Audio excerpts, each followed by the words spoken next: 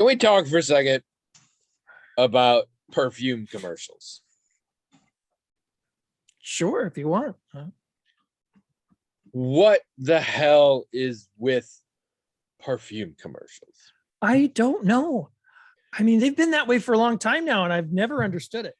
But like, this is, and maybe it's just because I didn't see it. Maybe so. Perfume commercials have always been weird, but they were like setting a tone or whatever, and so there's vague like Cinderella themes and shit. Like Charlize Theron is running through the hallways, and then it's like, oh Dior or whatever. And sometimes they get crazy or whatever, but there's like sort of a story or whatever.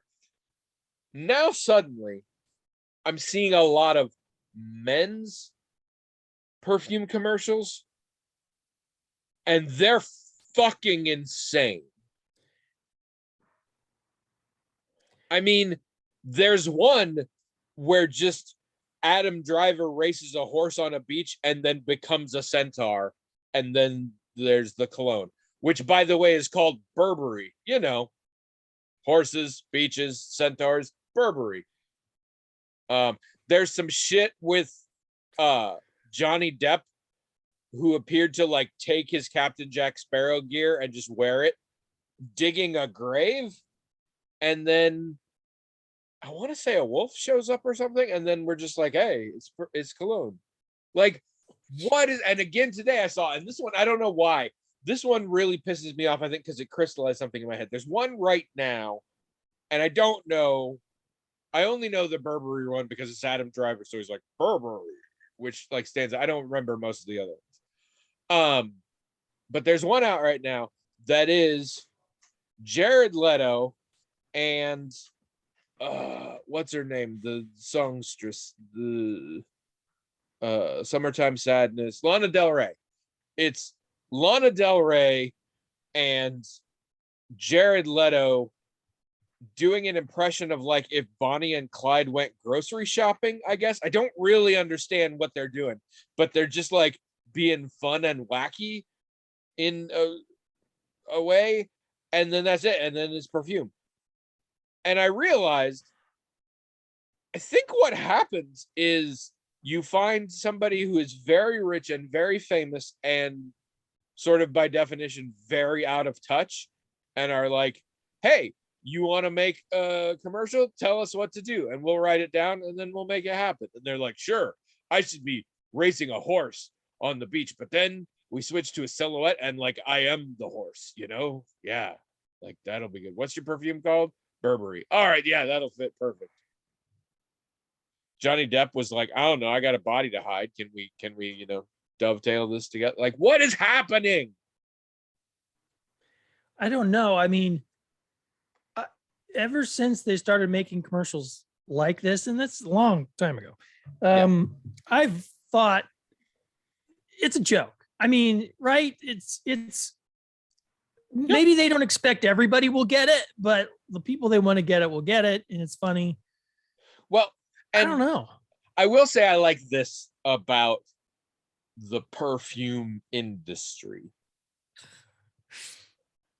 It's ridiculous, but so far, at least, as far as I know, it is not like actively destroying people or the world like, say, every other major ridiculous industry, the fashion industry, absolutely every type of manufacturing, all that stuff. As far as I know, I mean, there is the whole ambergris issue with whales or whatever, but by and large, I do not think the perfume industry is high on the list of industries that are like evil.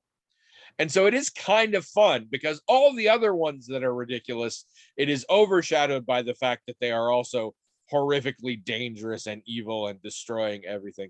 So this is just watching rich people do little dances, and it's kind of fun, especially because it's ridiculous. The whole industry is ridiculous to me. I'm like, I mean, we're just like, how do you want to smell? And I mean, I'm not going to say that people don't have a thing about how they want to smell and how they want other people to smell. But what I'm saying is it does not have to be this involved. I go on my honeymoon And in the cabin that we rented, the soap that they had was Irish Spring. And I was like, oh, the whole time I was there, I was like, I really like the smell of this. So I come home. I now use Irish Spring. Also, somebody makes a deodorant that is Irish Spring scented. So I use that. That's it. And that's my smell. And in all honesty, I'll tell you the truth, I smell pretty good, I think. And I'm not going to say that, it's not like I was like, oh, I just used essential oils or whatever. I mean, it's Irish Spring. They're like, we make this shit that smells good. Go for it. I'm not opposed to that concept, but whatever the hell is going on here, like, you want to be Johnny Depp with way too many rings on, digging a grave? Buy our cologne, which, by the way, costs more than your house per ounce. What is happening? Why is this like this? Like, it makes me feel better about our podcast. Okay. How's that? By comparison, this feels like much more of a worthwhile endeavor for society than Centaur Adam Driver. So weird. And specifically, like, the guy ones don't seem to have a narrative I can follow. Most of I remember one with Julia Roberts where everybody was like tied in place by little bands of diamonds and she broke free and that was her thing. And of course, it's to sell a very expensive perfume, so it's the opposite of that, but whatever. It's a story. I get it. I don't know what is happening in the men's ones, like, ever. They're so weird. I also wonder if that's a sign that you've made it when you either get to do a makeup commercial or a fragrance commercial. Because there's a lot of people that I'm like, there is no reason for them to be doing this. They do not need the money. They do not need the attention. It just must be like a status symbol. I got to be in a perfume commercial. It's not, we're not involved. Why is it on TV? Like, they could just have parties where they do, like, back and forth, do perfume commercials. We don't need to be here for this. We're not buying it either. Like, I don't even. It is fine. The McElroy brothers, I still listen to my brother and me every week. And Justin has a character that he brings out once a season called Richard Stink, who is all about the various fragrances, and he tells you all the news for that season's fragrance. And just today I listened to one because winter kicked in. And so we got to hear all about the fragrance. Although this one was mostly focused on when Jessica Simpson put out a line of fragrance items back in 2004 that were supposedly edible and that gave people like rashes and shit like that and got off the market real fast. Interesting. I don't rich people are weird as fuck. Hello everyone. Welcome to Magical Talking Hat Podcast. Only podcast in the world that is the real reason why we can't have nice things. I'm Tony. And I'm William, and this is episode 566. You did a good job. I almost didn't. You went on for a long time there. Yeah, as soon as I said it, I was like, as soon as I said I'm Tony, I'm like, come on. I still remember the instance of you saying, let's see if I can remember. Like, yeah. But you did it. I did it. Good work. I'm proud of myself. Because you're wearing your eye hat. Yep. University of Iowa. Oh, is that what that is? Yep. Hawkeyes. I thought it was just a thing about like self-realization. Nope. I stands for Iowa. I thought it was like it stood for me, you know. But then you'd probably say, "Oh no, this is a hat from Maine." You know. Probably. We'll get you a hat that specifically says William Wright, born in Melcher or Dallas. I was born in Des Moines. I was born in Des Moines. Wow. And they were like, "Get him out of here." My folks lived in Pleasantville. Remember Pleasantville? You seem to think that was pretty funny that my first home was Pleasantville. I do, because of that movie. And apparently that movie is connected to the Iowa town, Pleasantville, apparently. Is that town in black and white? If I go there, is it in black and white? Well, it should be, shouldn't it? That'd be weird. I think people would not be, I think they would not be surprised at all to find out the town I lived in when I was first born. And it wasn't town. I did not first live out in the country. I first lived in town. That was a black and white town. I mean, Because I feel like you currently reside in a body that's a black and white town. So it's like kind of, I guess so, yeah. yeah. As I think I've mentioned on here before, as a senior project in college, I did a ethnographic documentary on a particular individual that I had worked with that summer at or not that summer, but in an earlier summer when I worked at Casey's General Store over the summer in college. I had worked with him, and I thought he was a very interesting person to do this study on, so I did. And when we're going through his first stuff, he tells me he was born in Sigourney. And I'm like, what? And he's like, Sigourney, like Sigourney, like Sigourney. And I was like, there's a town that's spelled like Sigourney Weaver's name and pronounced Sigourney. And he's like, yeah. And sure enough, there is. Correct. Yep. Used to drive through it all the time because it's on Highway 92, which goes through Knoxville, which is right near where I live. And so sometimes it used to be to get to Iowa City, I would hop on 92 and drive clear through to Highway 1, which took me through Whatcheer and Sigourney, and Kelowna and all those things. I like Whatcheer. It's confusing to me though, because the only words I know spelled that way are the actress and the town. So that means in this instance, I don't know which one is wrong. Normally I do, because like Cairo or Versailles or Marseilles or Peru or Cape Girardeau, all of these I know are wrong. Madrid. And like Madrid, another good example. Also, I grew up in the Willamette Valley, and there is an East Coast town called Willamette, and they are wrong. So these things I know, but in this one, I'm like, is she saying her name wrong, or is the town saying their name wrong? Because I need an external reference, and I don't have one. I can answer that question. If it's a town in Iowa, it's always wrong. I do love the deep drill down into what Des Moines means, because people are like, well, there's a couple of, and I'm like, it shouldn't be hard. It's just a French word. And they're like, well, but it's sort of not. So I believe the two biggest ones are the monks and the hands, I believe, are the two most likely translations I've heard, neither of which make any sense. But I live in Iowa City, which I understand entirely. And you live in Coralville, which again makes no sense. There's no coral near you. I mean, Was it founded by Joe Coral? No, there's coral fossils in at the mall rocks. Oh, okay. No, in the rocks. So it's old Coralville. I mean, it used to be Coralville. The part that doesn't make sense, there are coral fossils, but it's not like this is the only place in all of Iowa where you can find coral fossils. Or like anyone ever talks about them. Like there's not a museum of it or some shit in Coralville. I mean, now you've got that area out on the lake that was washed out by floods. It has a lot of fossils in it. And a lot of that has coral. Out at Coral Lake. Oh, wait, no, it's called Lake McBride.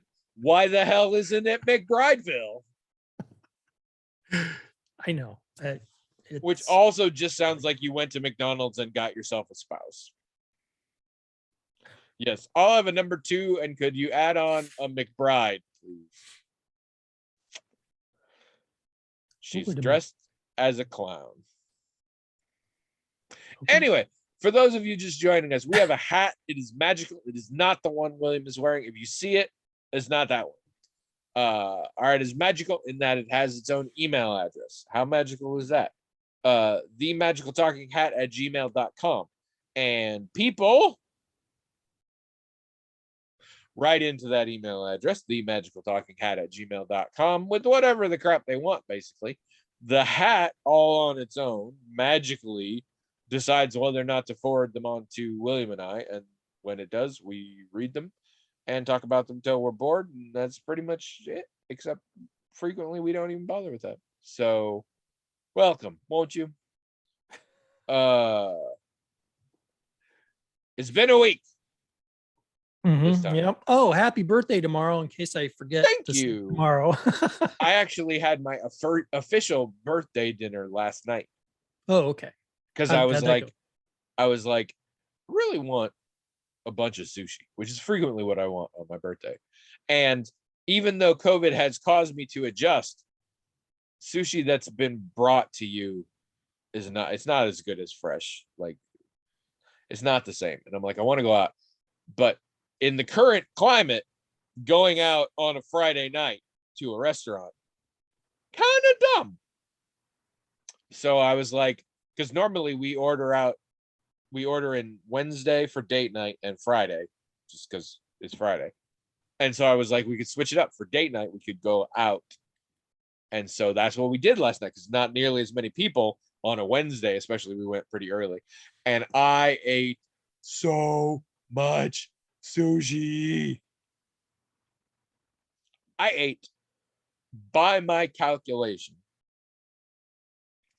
about $85 worth of sushi myself. Wow. Well, okay. And some of that was taken up by a squid salad that I had first. But otherwise, it's all sushi. Because, yeah, my wife got 3 sushi rolls and some edamame, and that was it. So it was really easy to look at the total of the bill and take off what she had. So $85 worth of sushi. And when it came, Trish is like, that's too much sushi. I'm like, no, it's going to be fine. And it came out, and I'm like, yeah, this is not even close. And then I found out, oh, no, there was another plate coming. They hadn't finished making that one yet. But I ate it all. So good. So tomorrow you're turning 45. Is that right? Tomorrow I am turning 45, relatively early in the morning. Okay. Do you make a big deal out of ages that end with a 5, or just the ones that end with a 0? Or I don't even do that. That. The last age that affected me with any significance was 35. 35 is, I've talked about this. It is the end of a demographic. 18 to 34, 35 to, I think, 60. And more specifically, it is the point at which companies cease to care about my interests and my consumption and begin to care about what they assume is my children's consumption and interests and desires. And so that was disheartening. Did we talk about this back in 2012 near the end of our first year when your possibly first came around? We have definitely talked about this before. I don't know if it was then. We don't schedule things very well. We might have talked about this when I was 37 3/4. That's true. We could have talked about it later. Yes. But yeah, 45, not doing it. I feel like 50 might do something, but I don't know. We'll see. The truth is, like I said, 35 was weird, but nowadays I'm leaning it, other than the grim specter of death and the awareness that, my years are finite, and the older I get, regardless, the lower the number of years I'm going to have left. Other than that crushing weight of the knowledge of mortality, I really dig turning into an old person. Yeah, me too. But I'm leaning into it hard. 50 was surprised me, I guess, in its impact, because I didn't think that certain things would be an issue, mostly because I was only thinking of how I would feel about it. And I don't think 50 had much of an impact on me in terms of myself. I mean, even with the heart surgery and everything, But your wife realized she was married to a 50-year-old and went into a depression spiral. I get it. I get it. No, I I think it occurred to me how old everybody else also was, right? Like, Oh my God, you're all roughly my age. What the hell? yeah, like I think what happened was maybe, maybe every time I turned, like when I turned 30, 40, I would think of what the decade was going to be like, right? And I don't think my 50s are going to be that much different than my 40s were, but there are probably things that are going to happen before I turn 60. I mean, I don't like to think about some of the things that might happen before I turn 60 to other Incontinence. people. Yeah. Oh. No. Other people. Well, things are going to happen that so other people are going to get ill, fall ill. Other people might pass away. It's like, oh my gosh, Yeah. and just so suddenly thinking about the decade ahead of me, which usually didn't mean much of anything because it wasn't going to be that much different than the decade before. Well, now it is going to be different, not so much because of me, but because of every other people I know and the things that they're going through. And it's like, maybe And I then think by the time you're 60, it'll all be normal. You'll be like, yep, must be Tuesday. Who's dying now? I will say, I don't know, maybe. the oldest I ever felt was when my brother turned 50. Something about, I'm like, I'm not old enough to have a big brother who's 50. Like that just really like messed with my head. Yeah. I've been told mostly by my sister that 50 is also the point where a lot of shit starts falling off on you. Like in particular, we're all diabetic, and 50 is the point at which she's like, my numbers were good and everything was normal, and I changed absolutely nothing, but I turned 50 and suddenly my numbers shot up. And just physiology starts to change in some major ways at 50, I believe. Yeah. Well, I mean, of course, I've had a major surgery I didn't expect to have, and that's affected some things in ways I'm going to have to change my lifestyle a little bit to deal with. No, So, that's not because you're 50, though. That's just because you weren't raised in Sparta, where they would have thrown your ass off the cliff when you were a baby. That's true. But so yeah, I think probably the pandemic, coming just the year after I turned 50 probably had an impact on that too. Did you cause COVID by turning old? Maybe. Oh, that explains so much. It's hard to say. But yeah, there were some things about 50 I didn't We better expect. get some pithy phrases in this episode, because right now the current title is William Caused COVID. And you don't want that to be out on the internet. Yeah, I don't think that would float to the top of the search list of anything with COVID in it. It would if I put in some periods, so it was Will I am caused COVID. Oh, maybe. So you've already kind of had your big birthday thing. What else has been going on this week? Well, I don't know everything that is happening. I have been told by my wife, don't go buy birthday cake. Okay. And also, I have to be available between 11 and 2 on my birthday. I have since learned that this apparently involves some sort of delivery that will happen during that window. Oh. So I feel a little better because I don't really do anything for my birthday anymore, and haven't for a while. I have, to my surprise, fallen into the camp of those people who are like, you know what, you should get birthdays every year till you're like 12, and then 18, 21, 25, and then after that it's just every decade, because like it doesn't fucking matter. I've kind of ended up in there where I'm like, whatever. I'll frequently use it as an excuse to go out to eat, but I come up with lots of excuses to go out to eat. And so something about like Trish is really focused on wanting me to be happy on my birthday, and I have not been happy lately. And that combined with like there's something secret happening was a little bit stressful. And I did confess that last night. And she's like, just so you know, we're not going anyplace. No one else is involved. So it's not that. I'm like, okay. So, but yeah, something's happening tomorrow. But I am excited. So this week, I think I've talked about this before. I was building a chore rota. That might not be the right term since it's just me, but I sat down and made a list of all the things I got to do regularly in the house, the housework and stuff. And Trish and I built the list together. And then I separated it all into things that need to, I'm not bothering with things that I basically do every day because I remember to do those just fine because I do them every day. But bringing it down to things that need to happen once a week, things that need to happen every 2 weeks, and things that need to happen every 4 weeks. And based on that, I created 4 theoretically equal weekly chore lists. Okay. And this was the first week I was doing one. Oh, okay. And I'm really enjoying. At first, I was very intimidated. Even Trish was like, "This is a lot of stuff," but I'm learning now. I don't think it's too bad because a lot of it was stuff I was already doing. It's more the bigger things, like things that should happen about once a month were happening like every 3 months because one of us would finally be like, "Wow, that thing is gross. You should clean it." So this is better for that. And as luck would have it, as of right now, I have done everything on my list for the week. So essentially, tomorrow I can just fuck off. I get the day off, and it's Friday, so I'm not cooking supper anyway.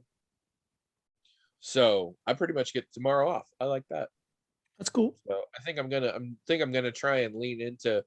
It's my birthday. I'm gonna relax and not do shit, which is the most celebrating I've done in several years.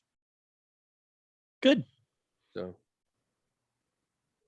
that'll be nice. So what else has happened this week besides you realizing my birthday was this week? Well, saw that movie. What is it? Eternals. Eternals. A lot of people have trouble with that title. I don't really. I mean, I guess yeah, but yeah. Jazz liked it. Did you see that on the? I did. I did. How did you feel?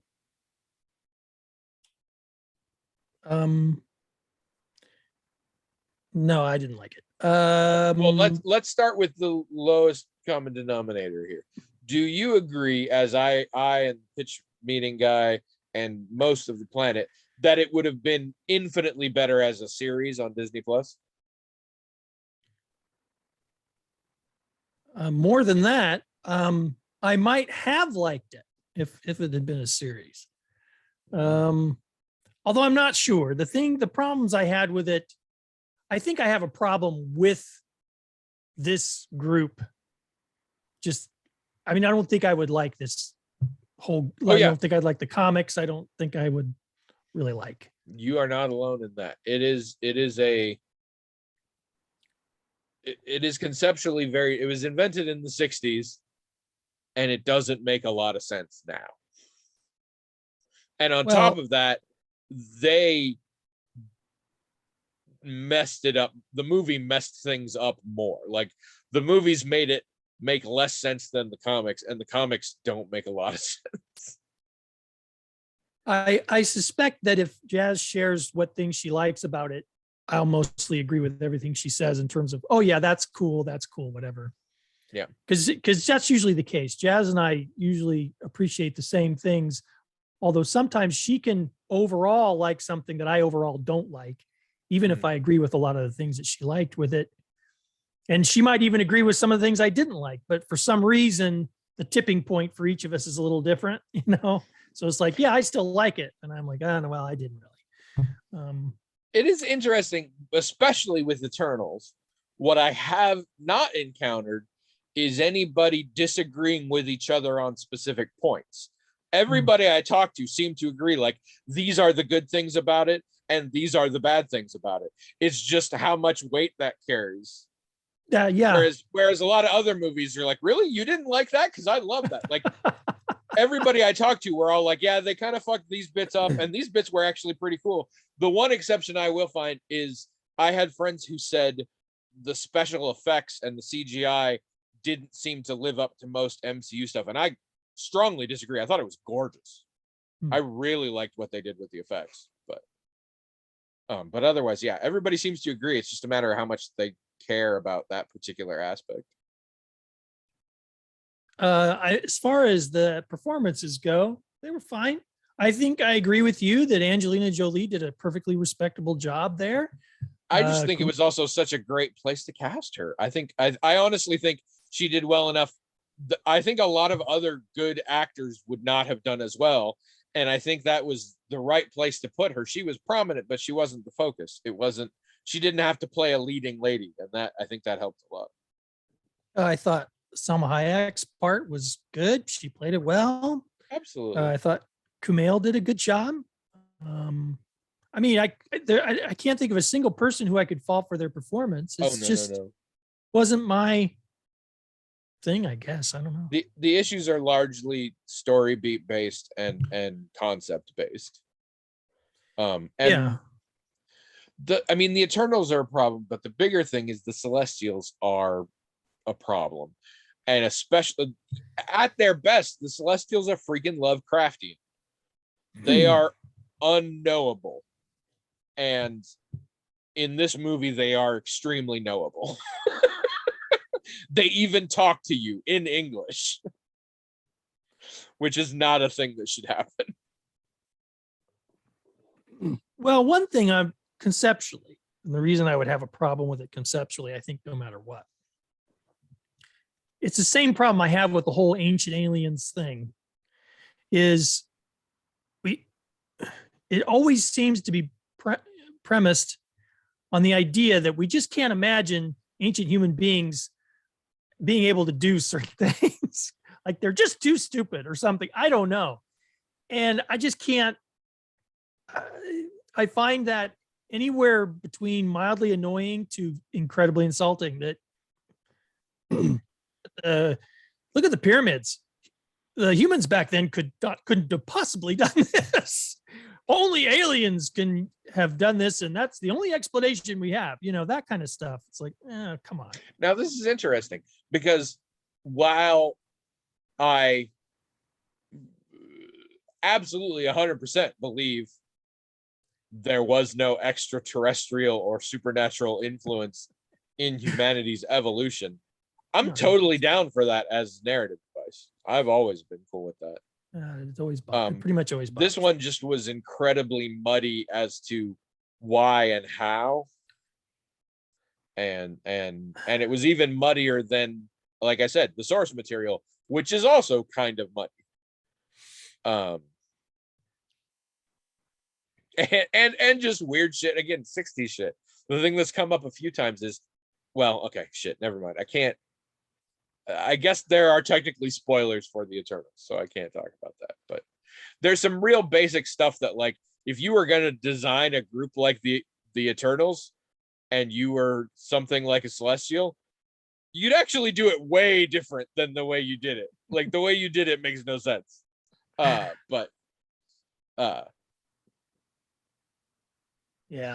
I don't know. Yeah, I mean, here's a fun one. Here's a fun one for you. I want you to think about this because I find this an actual interesting thought experiment. So, one of the things about the Eternals film, and it is not a spoiler to say the Eternals are from way out in space and showed up on Earth thousands of years ago. I guess that spoils the first 30 seconds of the movie, but whatever. Because that's what they tell you. But everybody shows up here. It's a very diverse cast, which is great. And, you know, colorblind casting, whatever. Everybody has their accent, the accent that the actor has. And they are all fairly specific accents. And some people were bothered by this. Why would a 7,000-year-old alien have an Irish brogue? That kind of thing. Why would these people that came here together have such different accents? And I was, while watching it, bothered by this a little bit, but then I was like, what is the alternative? The alternative is you pick one accent and give it to all of them, and then you are making a major statement, and sort of whichever one you pick becomes very problematic. But it's weird to think about because it's not something that comes up in comics because they wrote it down. What do you think?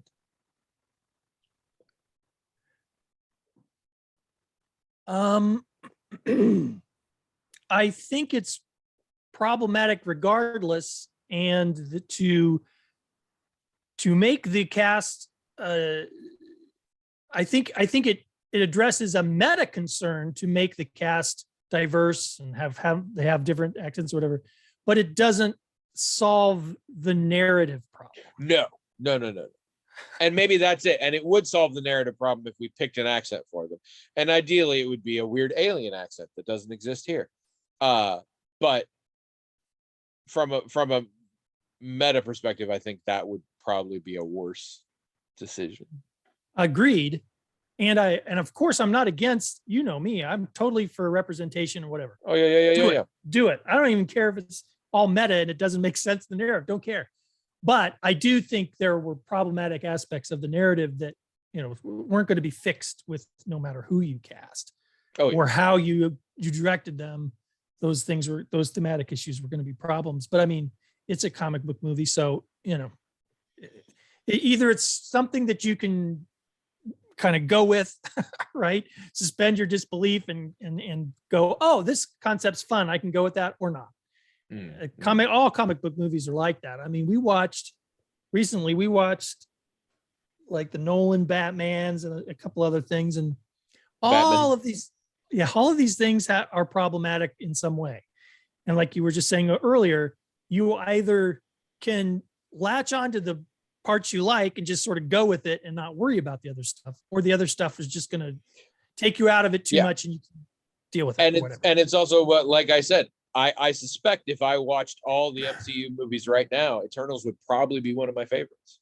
For all that I know, it's got a huge amount of problems. I enjoyed it, and I don't know why. I think a lot of it had to do with the large, diverse cast. I just enjoyed watching all of them do stuff. Yeah, I mean that's a good point, and I would. And it had people I love. I love Selma Hayek. I love Kumail. I love Brian Tyree Gibbs. I don't know. He's got 3 names. Some of them are first names. I get confused. The guy who played Festos. I love him. I agree with you too that I thought the special effects were quite good. So I mean that's not something I had a problem with. Yeah, I thought it was a cool look, but it was weird because their take on Deviants was very different from the source material. But you know, Deviants very the whole setup very different. Really? Yeah. I mean, that makes me wonder if I'd actually like. Oh no, because it won't change the aspect of aliens coming and changing humanity's evolution. That still happens. Yeah, I just can't get into that. How it happens and why it happens is different. But I mean, even the aspect. Well, I can't even talk about that. That's a spoiler, so never mind. Right. Yeah, right.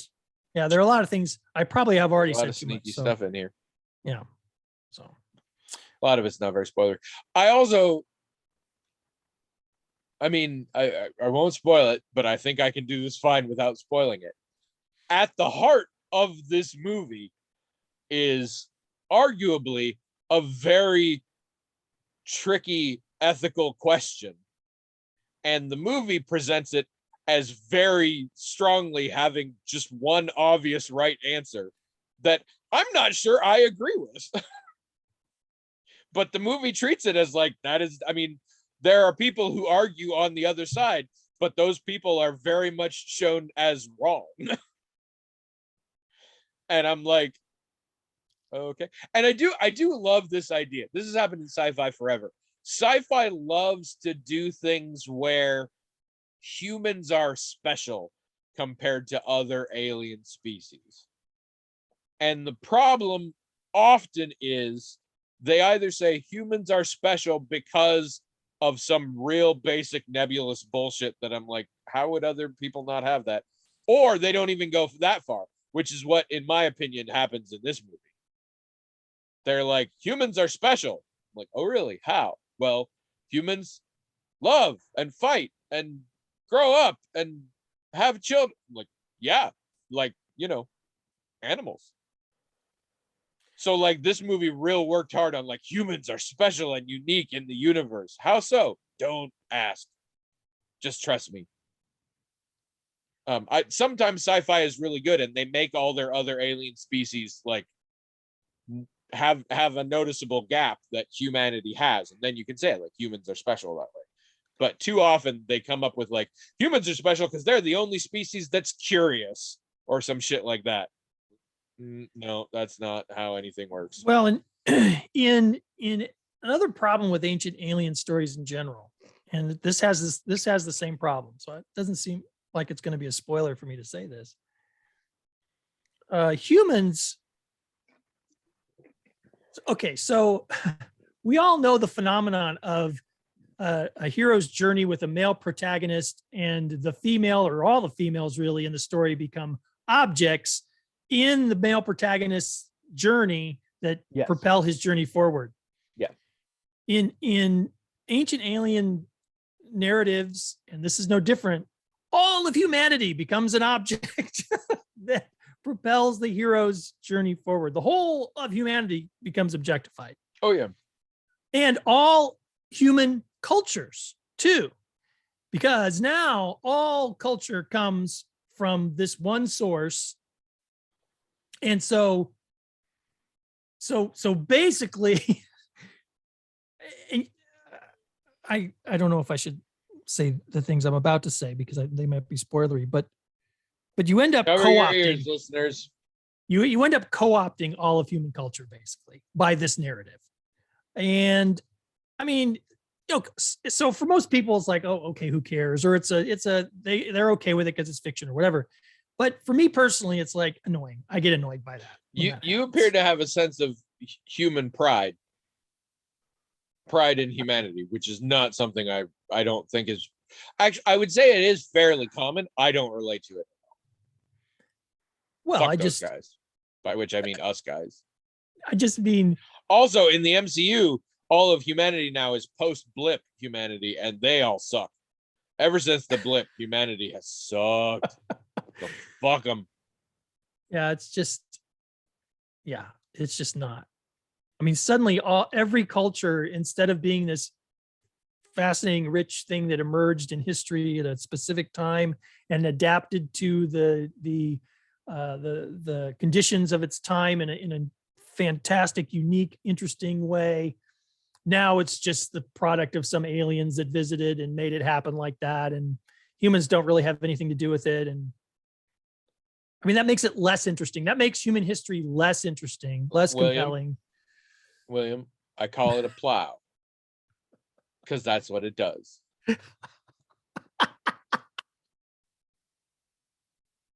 That was stupid, right? Come on.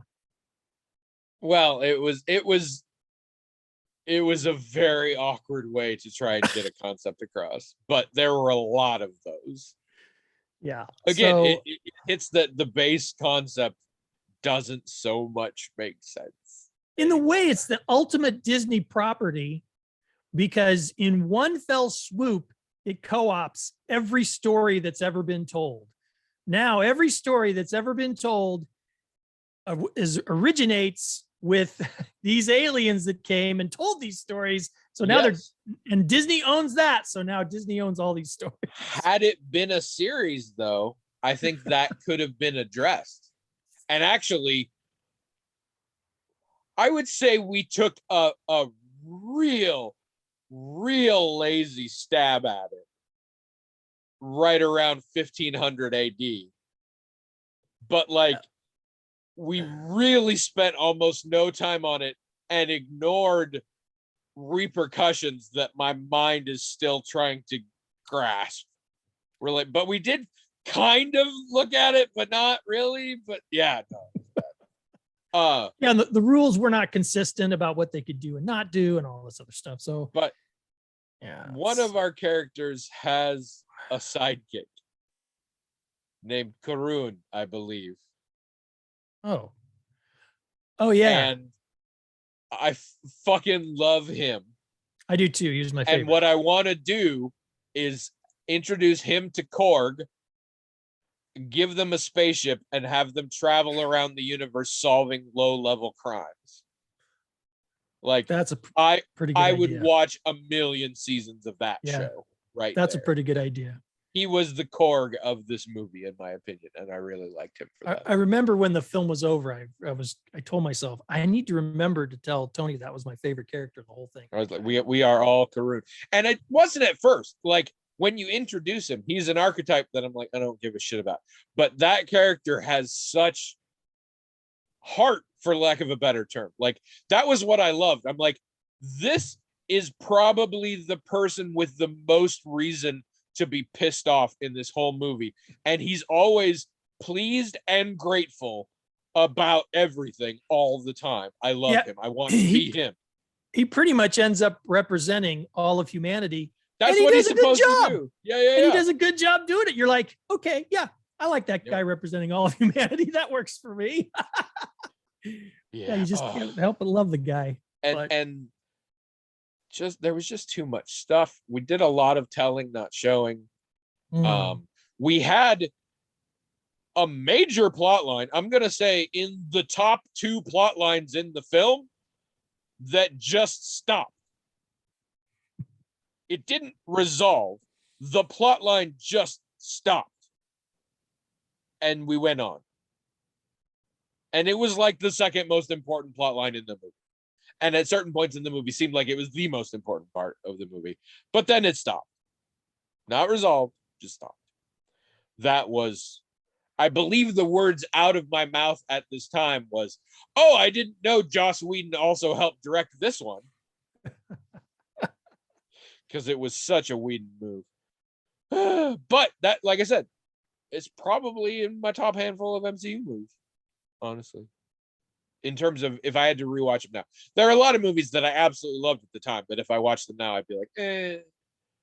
So I have to say a rewatch, because that's the other thing is it's incredibly MCU. And I might just be getting tired of that. Because you know all the beats, and it's there have been so many films that not only can I predict all the beats, but I can be like, oh, this scene is essentially exactly the same as this scene from this other movie. So in other words, I've already seen this scene. Yeah. I don't know why I'm here for this. And that is getting more and more as the movies keep coming. I had a bunch of those in Shang-Chi. I had some of those in Black Widow. Although Black Widow was largely just not a very good movie. So what was the deal with the DC references in it? I don't know. I thought that was funny. They had 2 specific DC references, and I was like, they did. That feels like shade somehow. And it wasn't. They were brought up in positive lights. But I'm like, yeah, they were. That feels cheeky somehow. That feels like shade. It was just odd. They just apparently within the MCU, DC superhero comics exist. Yeah. Because they made a reference to Superman and a reference to Batman as general cultural touchstones. Right. Yeah. And I don't recall them ever doing that in an MCU movie before. That's right. I don't either. Very clever and amusing, but surprising at the same time. They're also okay. I guess this is some mild spoilers, so I'm going to say that up front because technically it is. What I was told long before I saw this movie is that there was an aspect of it that caused some people to get upset about a politically problematic aspect of this film. And it has to do with the character of Phastos, who, among other things, is Black and gay, being painted as having been responsible for the bombing of Hiroshima. And what I can say is I cannot remember if people were upset about this because the one Black dude we finally get is responsible for a nuclear bombing, or the one gay dude we finally get is responsible for a nuclear bombing, or just there are still fucking people alive today who remember Hiroshima. Maybe don't stick it in your superhero movie. All 3 of these are valid complaints. But I will say it's like a 30-second scene. And also, it is arguable that he is not shown as responsible, but as feeling responsible. But I just want to throw that out there because apparently for a hot second, the internet was pissed off about that. And I don't remember which of those three reasons because they all seem pretty equally valid. But so be prepared for that. And it is a dumb scene. I will admit it's a dumb scene. But all right, we have talked way too much about this. What else is happening? Are you still in school? Are you on break? Are you caught up? Did you turn in your homework today? Do you not remember if you turned in your homework today? I did turn it in, but I mean, there's written up. You can't just turn in stuff. You've got to respond to what other people turned in. And that bit, I'm still. Is that bit due today? No. Well, then you're fine. But next week is like, there's way too much work to do next week. So I need to get started on it this week or else I won't get it done. All right. So the sooner I can get all of this week's stuff out of the way, the better chance next week will go smoothly for me. And I'm still not done with this week's stuff. So in other words, I'm doing fine. I'm like on schedule, but I need to be a little bit ahead of schedule probably. But of course, I always think that, so that doesn't really mean anything. Such a nerd. Yeah. Do you remember when Guardians of the Galaxy 2 came out and Ego referred to himself as a Celestial? Oh, did he? He did. And I was in the movie theater and I said out loud, "No, you're not." It wasn't on purpose. It just slipped out. Well, now we actually brought in the Celestials, but he's still considered like what? We brought in Celestials this time. They are nothing like him, but it's still canon that he is, or at least he claimed to. I guess it's sort of moot because I think he's dead now, but that was a disaster. Ego was never a Celestial. He's some bullshit. Was he an Eternal though? No, he wasn't Eternal either. I mean, there are a variety of comic origins. All of them, he's basically a science experiment that goes rogue. Oh. No. He was just a living planet that went and did its own shit. But there are some interesting implications about other aspects of the MCU based on the post-credit sequence, because in actuality, Thanos is an Eternal. He's not an Eternal from Earth, but he's an Eternal. And the MCU seems to be implying that that's what they're going with. Again, doesn't matter because I think he's dead now. But technically speaking, he is an Eternal from Titan, which is a different kind of Eternal. And one of the post-credit sequences seem to talk about that. I will say, in the pitch meeting, they say the post-credit sequences get kind of weird. He's like, "Oh, what happens in the post-credit sequence?" And he says, "A drunken troll comes out of a space portal and introduces a member of One Direction." Sure, that might as well. Oh, really? Yeah. And it did. And I don't know why, but Trish was like, "Is he supposed to look like Bowie?" And I said, "I mean, I don't think he looks like David Bowie, but maybe." And then I looked up who it was, and I'm like, I'm confident he's not supposed to look like David Bowie. He's supposed to look like himself because that's Harry goddamn Styles. Yeah. Which I'm pleased to say I didn't recognize, because I only ever recognized Harry Styles when he has his fucking hair. And in this appearance, he doesn't have his fucking hair. Also, I'm fairly certain, as we have established, when it comes to MCU post-credit sequences, maybe half of them actually manifest as something later. And I'm pretty sure that one is not. Especially because I know the other one is. There is already a film in development based on the other one. So okay. I suspect the drunken space troll from the space portal with Harry Styles is not going to ever be a thing. But who knows? All right, we are so low on time. Let's do a question. Who read it last time? I don't know. All right, I'll read it then. Bup, bup, bup, bup, bup. All right. This from Azure Talon, as they so often are these days. The rest of you should send some shit in, because I mean, I think we are doing a great deal towards helping Azure Talon achieve self-realization and self-actualization. And you should get in on that. Why should he have all of that?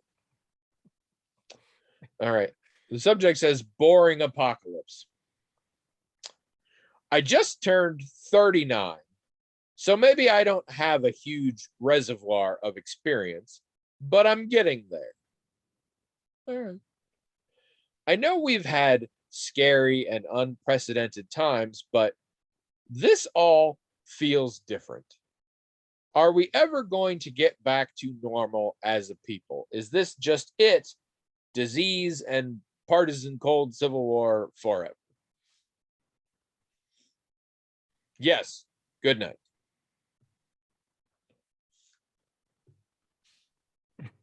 I'm hesitant to ask what you think because I cannot envision you answering this question in less than 35 minutes. I don't even know what you're gonna say, but it has a meat to it that I'm like, you could chew on this for a long time. Sorry, did that metaphor confuse you? Oh my god! Oh my god! To really not address this weighty issue here, I do got to tell you. So, okay. KFC, you should be in on this. KFC has introduced Beyond Fried Chicken. Yeah, I've heard plant-based fried chicken. Yeah. And I went there and I saw the sign, and it opened up my eyes. I saw the sorry. I saw the sign for the thing, and I was getting chicken, but I was like, I want to try this. And you know, like you can usually order like a piece of chicken. So I was like, can I order a piece of the Beyond chicken? And they were like, no, it only comes in 6 and 12. And I was like, okay, then I will get 0 because I'm just having chicken. But word must have got through, because by the time I got to the cashier, he was like, my boss wants to know if you want to sample the chicken. And I was like, what? And he's like, the Beyond chicken. I was like, oh yeah, absolutely. So he gave me a piece. Not very big. Yeah. Is a little bigger than nugget size, I will say. Damn if it don't taste pretty good. Enough that later I went back to KFC and I actually got that combo. But my brother-in-law, my sister's husband, vegetarian, one of those that is genuinely an ethical vegetarian, and not for environmental reasons, but just like animal mistreatment reasons. And it has come up before that he feels very strongly about this. However, were he on death row, his last meal, fried chicken, because he loves fried chicken. And one of the things he hates most about being vegetarian is he can't get fried chicken. So I'm immediately texting my sister on this, and she tells him apparently he cried a little. So they went to KFC that night and bought some of that and some regular chicken, because my sister and their daughter eat meat or whatever, and all the sides and everything. And they had a big old KFC feast for their family, which they realized had literally never happened for their family before. So I felt really good about that. Also, the Beyond Fried Chicken is pretty tasty. I would recommend it. You, I know it's all about, you know, which color food dye and if it'll give you hives or whatever. Like your diet is, I'm going to say, complicated to the point where I'm not sure we all allow you to still live. But so it might not work for you, but it is vegetarian. And I think if memory serves, you eaten other Beyond products, so you better check it out. It's good. Yes, I have eaten other Beyond products. I would try it. Yeah, it's maybe I'll try it.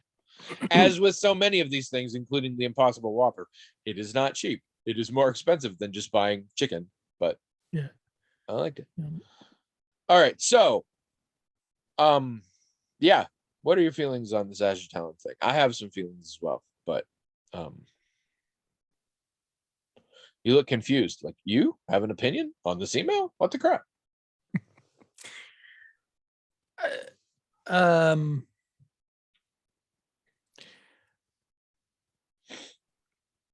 mean, I do think it's a little I mean, I think it's different than before, and not just in like normal ways that things are always different, right? It's like a different set of people, a different set, like there are things that are different. It's not exactly as it's been in the past.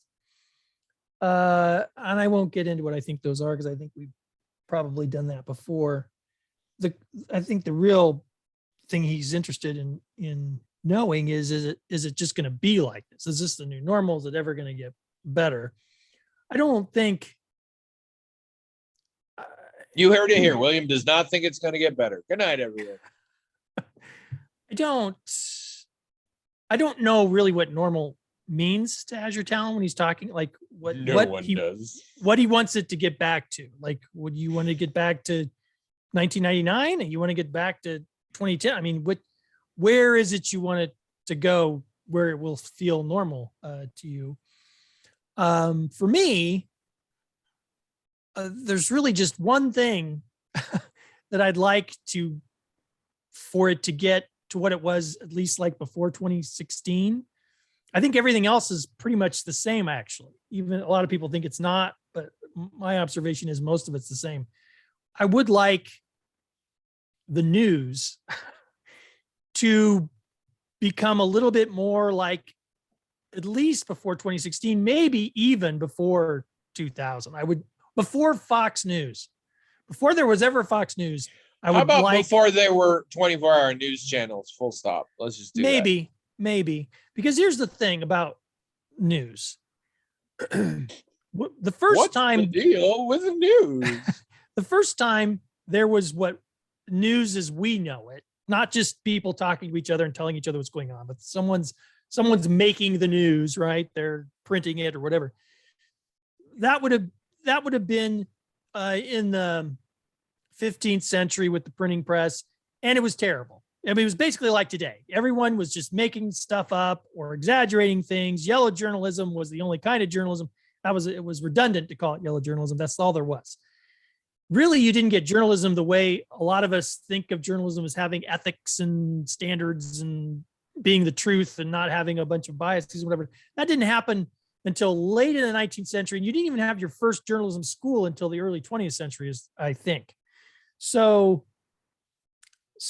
the fact of the matter is, in the whole history of journalism, what I would consider good journalism that I like to see, is it only existed for a tiny window of time, mostly, not even for the whole 20th century, really, just a good portion of it.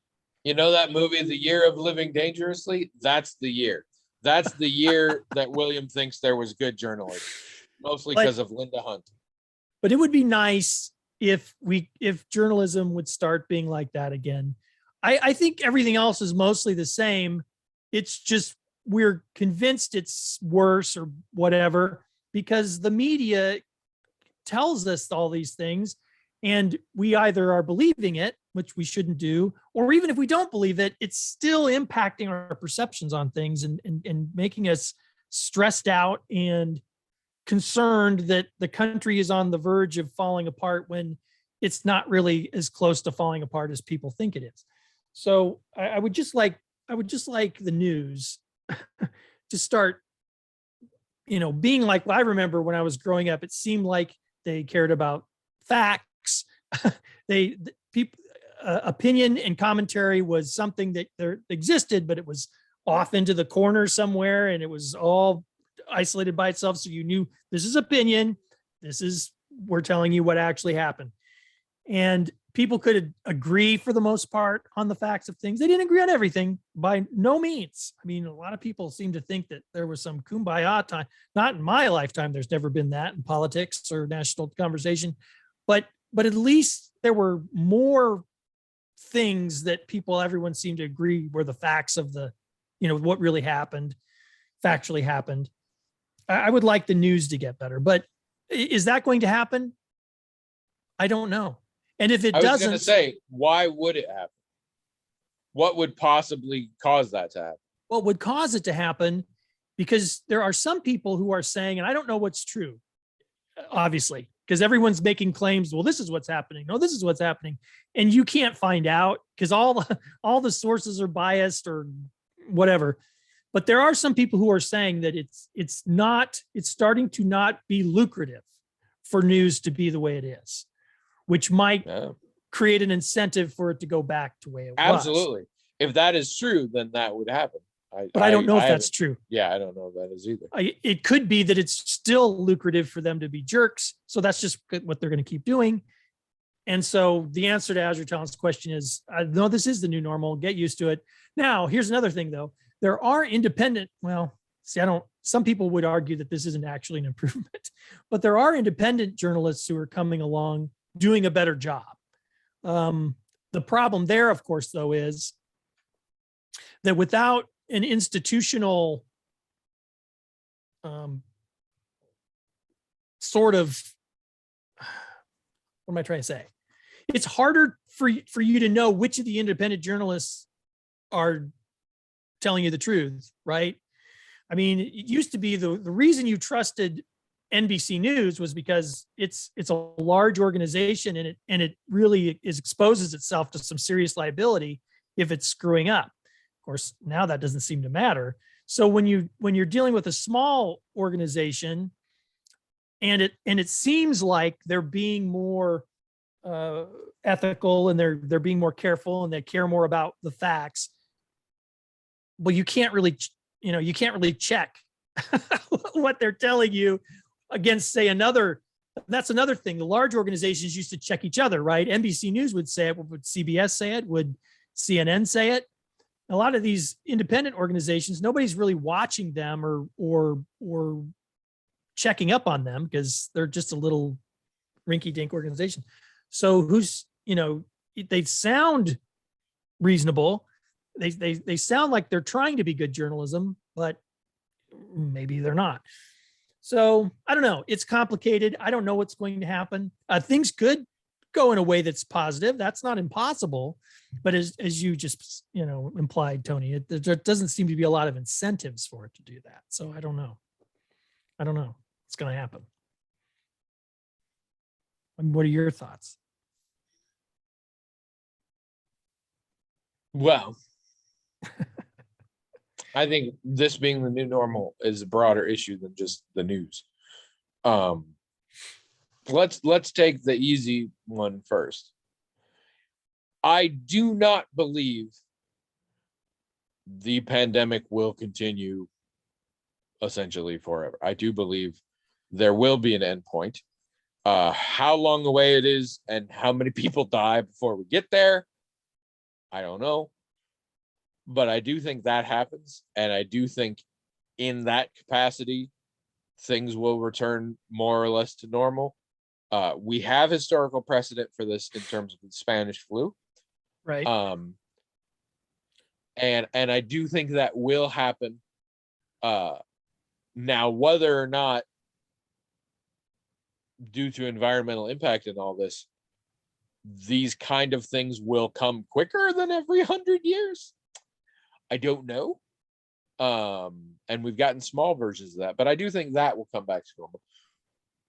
Again, it depends on when you're talking about normal. And I do want to say this. It will never get back to normal, and you should stop talking like that because it's always changing. Everything is always changing, and saying get back to normal is just a hop, skip, and a jump away from, in my day, kids respected their elders.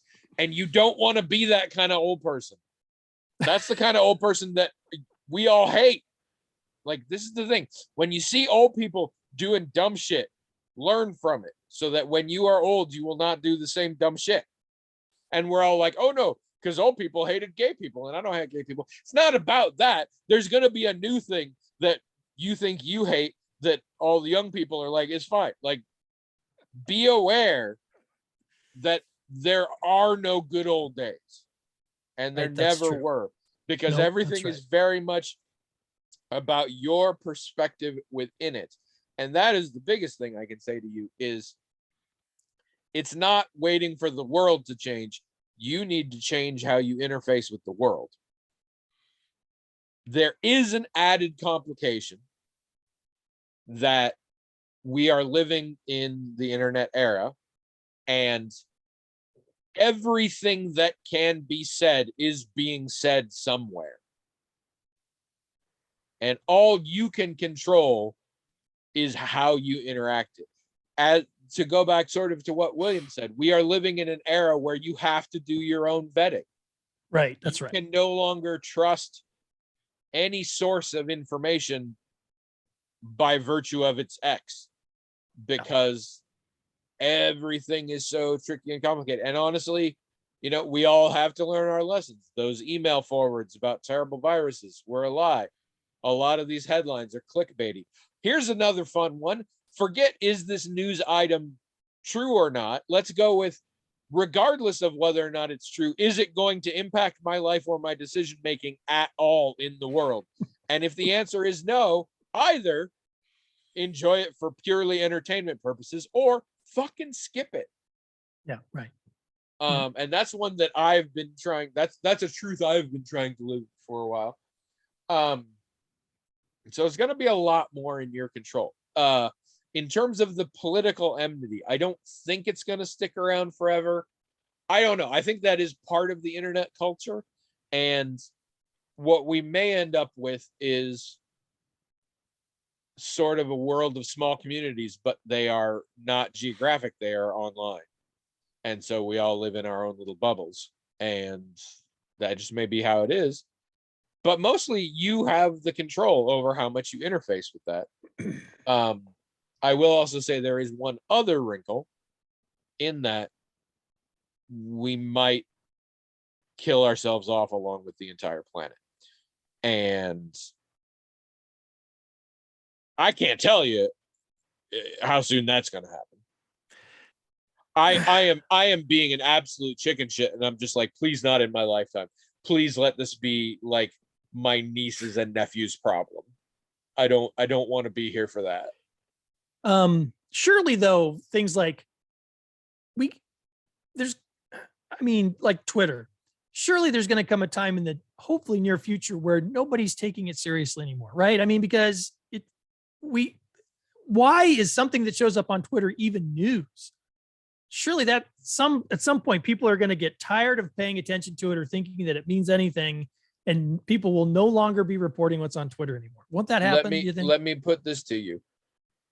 Give me an example of a source of information from anywhere in history that people eventually decided to stop paying attention to. What do you mean? I mean, there's lots of media sources that have come and gone defunct. Yes, but I'm talking about, see, this is the thing. It's not about Twitter. It's social media. Well, I'm talking social about media Twitter is specifically. Well, I mean, yes, eventually Twitter will go down, but Twitter will have come up and been huge since then. I mean, yes, individual things. I mean, fucking MySpace is gone. It doesn't mean that we don't have things that are exactly like MySpace that are ruling things. This is a method of communication. And yes, eventually Twitter will go away, but something just like Twitter will still be around. Yes, but okay, so like newspapers, actual, yes. not even just newspapers, yes. but yes. Like even the ones that are online. Yes. Those aren't as influential as they were.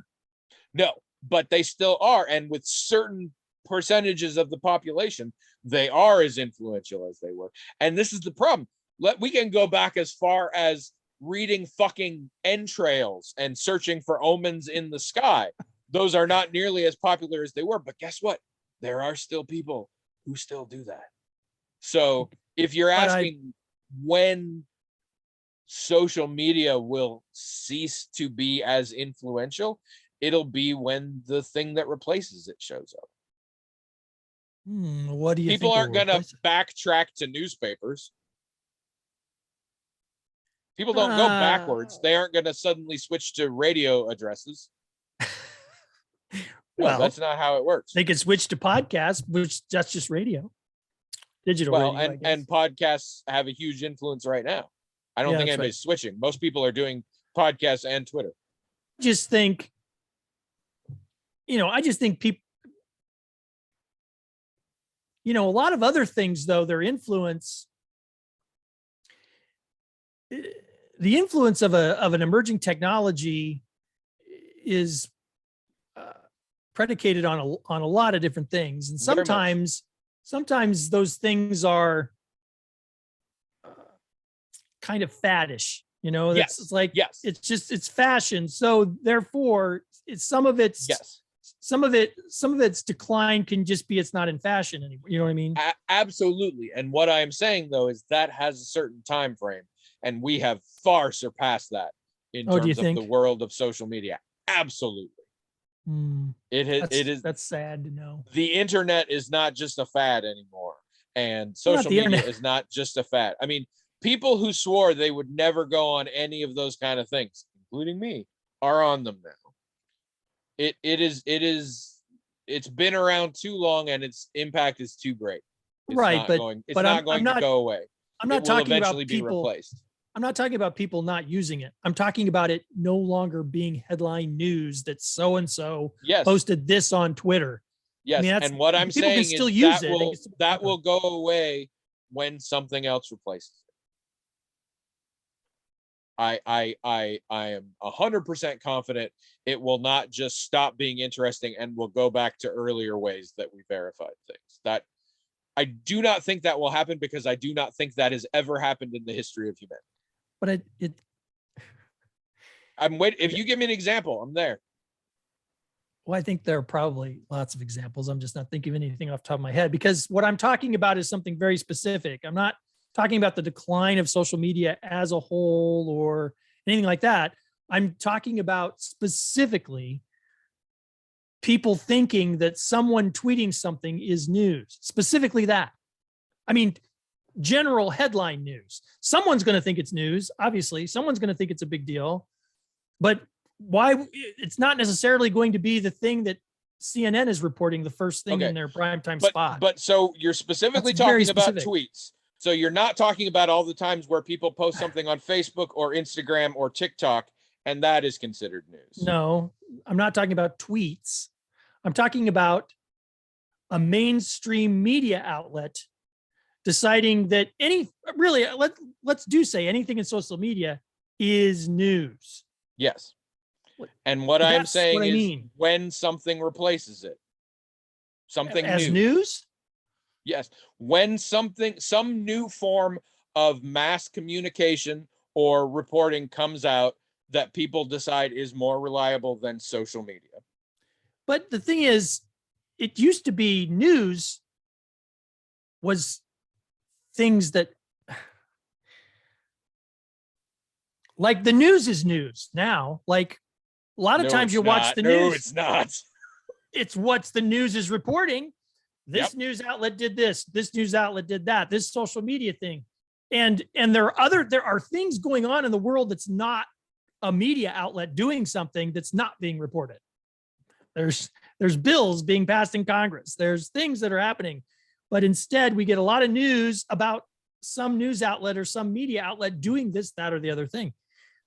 I mean, Yeah. is that? I don't think that's new. I think there have always been laws that are being passed that hardly anybody read in the newspapers, but they were really fascinated with what the local celebrity whoever was doing. I know, but it wasn't like now. You keep talking like I don't understand your question. If that's really what you're saying, then keep explaining it. But I feel like I do. And my answer is I don't believe it's ever going to go away. It will eventually be replaced by the next way. It is currently, people read the newspapers and that's how they got their truth. And then the radio came out and the newspapers went into a little bit of decline because you would just listen to the radio. And then we had TV. Hell, if you go back far enough, we had books. Now, the biggest way to express your thing is not to be on the news. It is to be on Instagram. That will get you to more people and it will spread the knowledge more robustly than being on your 6 o'clock news or being on CNN or any of that. When something comes around that is bigger than that, then social media will decline and people will be like, oh, it doesn't matter what they say on social media. What matters is what they say on the Unimind.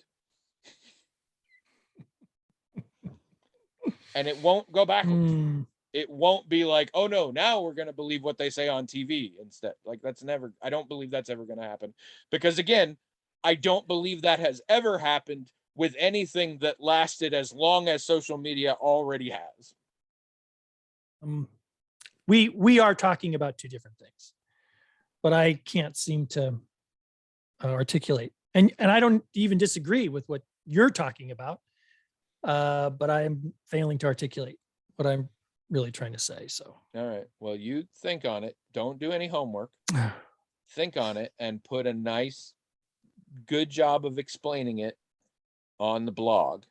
I probably won't do that. And then we will all debate it there.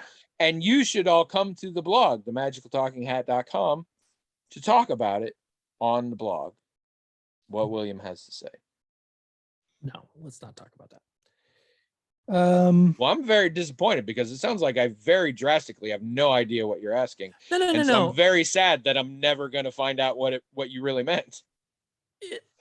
It doesn't, I don't think it really matters. I mean, I appreciate your concern. I'm unsurprised that you don't think it really matters. That changes my feelings on the subject, not at all. I apologize. I'm not trying to. The stuff you don't think really matters, especially when it pertains to you.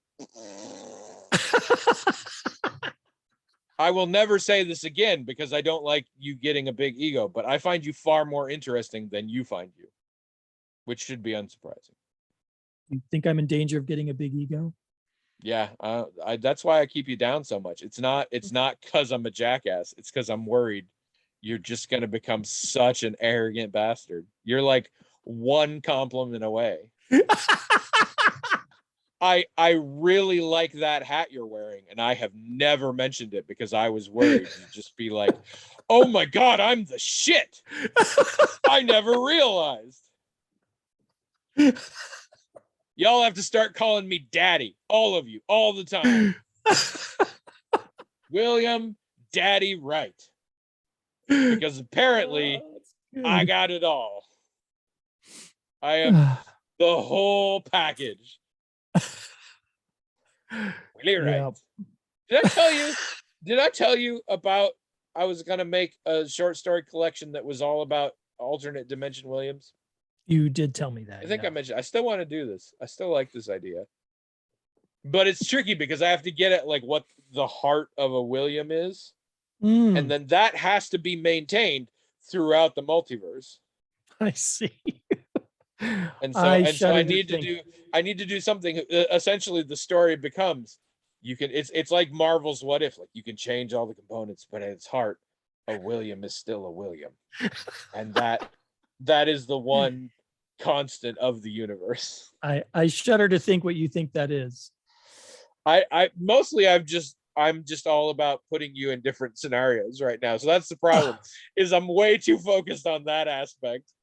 And that's just window dressing. Like I'm not even bothering with the entire premise. I'm just like, what if William like ran a makeup company for no reason? Like, what if William invented a new kind of burger, but that like used like 2 cows per sandwich, but he didn't care because it tasted so good. Like that kind of shit. And I'm like, yeah, you need the hook there. And I don't have it. So I'm really big on you owning a car dealership in the Tri-County area somewhere in Texas. See, and that's what started all because I was behind a car that had been purchased from Wright Motors, spelled like your name, which is the best name to have when you own a dealership. Because as it said on the bottom, Wright Motors, the right cars, the right price. Yeah. That's right. Like I was like, why is everybody with this last name not owning a car dealership? And then that did me into this whole thing. So Wright Motors, I think I've seen that. I don't know where that is. Yeah, I think it's somewhere in the Tri-County area. But it was just here, and it was just a few blocks from here that I saw it. But in Carlisle, Iowa, there was a Wright Chevrolet. And we used to see their ads on Carlisle's not very far from where I grew up. So we used to see their ads all the time. Maybe this will get us good attention. I don't know. So we've talked before about how angry I get about companies doing commercials that are like, look how much we give to charity. Hmm. I hate that. Right now, Dodge Ram has a series of commercials in which they say, pretty straightforward, that the company has dedicated its life to serving others. And I am so mad, I am going to personally go and blow up every Dodge plant in the whole world if you don't stop these commercials.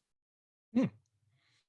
Maybe, see, this could get us some attention. Yeah, I'm gonna say. I mean, I'll have to do these episodes from jail, but I mean, for disclaimer purposes, I'm not gonna do any of that. I'm making shit up. But you know, if you want to be outraged and get us some press that way, that's fine. I'm just so mad every time. They're like, when you dedicate your life to serving others, you not only get recognized, you get this fucking award we got. And I'm like, your car company has not dedicated its life to serving others. I don't know how else to say that, because I don't think any brain could think otherwise. I confidently think no person involved in the creation of this commercial believes that for a moment. I think you all are actively lying in the most evil way. I think you purposely are like you were like burning puppies in your fireplace when you came up. Like, this is the most, that to me, that is the most evil thing you can say, is that Dodge Ram as a company has dedicated its life to serving others. Like, that to me is spitting in the face of God right there. I'm like, no, that is not, that is the most untrue thing I've heard in my life. Snow might be red or black or a different color than white, more likely. Up might be down, compared to the idea that Dodge Ram has dedicated its life to serving others. William is the most arrogant, ego-driven narcissist I've ever encountered, compared to the idea that Dodge Ram has dedicated his life to serving others. That's what I'm going to say. Sorry, it came to me. I'm angry. As usual, we are now like an hour and a half episode. We really got to stop that. We've been going long. Nobody likes us when we're like this. I assume. But we just have a lot to say. I mean, none of it's really valuable, but we have a lot to say. So I didn't really come up with a good, other than William Daddy Wright. I don't know that there's a good name for this episode. No. I know, right? It feels weird. I feel like people would show up at your house with some questions if I put that. So I probably should. Probably. I'm sure you'll think of something. Maybe I'll just call it Daddy, and then people will be like, "What?" And then they'll read it, and they're like, "Oh," and they'll listen, like, "Oh, yeah, okay." Sure. Whatever. All right. Go away, people. Go to the blog. Talk things there. If you think you knew what William was saying, go to the blog and tell us. Maybe he'll find out. And listen again next week, and have a, keep cheerful and happy during these times. I do believe things will change, Azure Talon, because they always do. But it will not return to normal, because that's made up. And let's all work to stop William's unchecked ego.